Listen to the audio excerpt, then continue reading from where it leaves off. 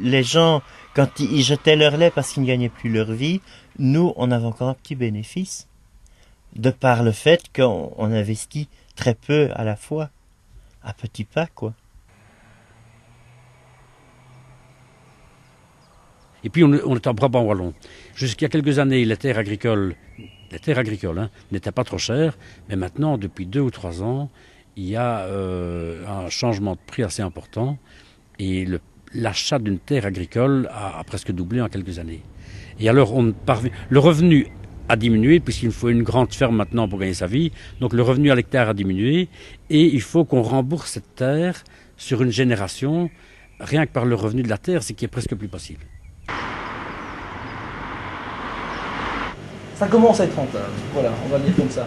J'allais dire, avec les bénéfices de du magasin, on peut payer les frais de loyer, etc. Maintenant, si on doit considérer la main-d'œuvre, là je crois qu'on devra vendre plus.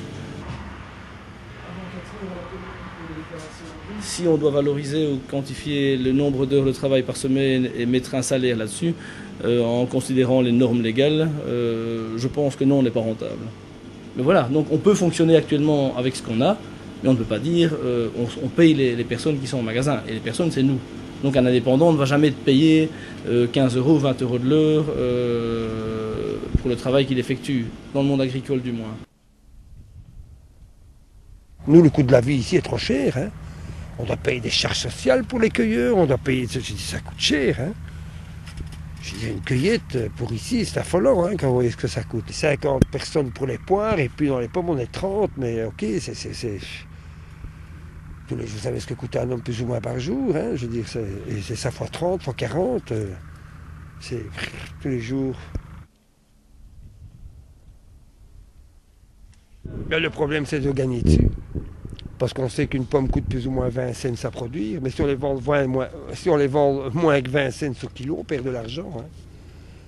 Et donc il faut savoir tenir le coup pécuniairement. Hein. Je veux dire, c'est surtout ça le problème de beaucoup de fruticulteurs qui ne sont pas bien dans leurs papiers. Hein. On sait qu'il y a une grosse production en général européenne, les prix vont être la catastrophe. Et c'est ce qui s'annonce cette année-ci. Il y a des fruits partout. Partout. On a eu un printemps mais de rêve comme on n'a jamais eu.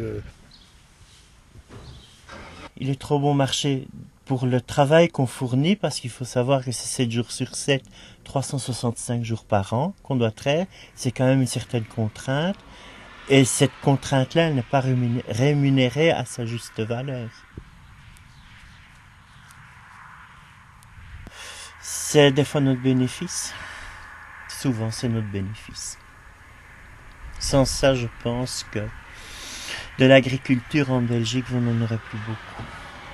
Et des années, on doit prendre une partie de cette prime pour pouvoir couvrir les frais.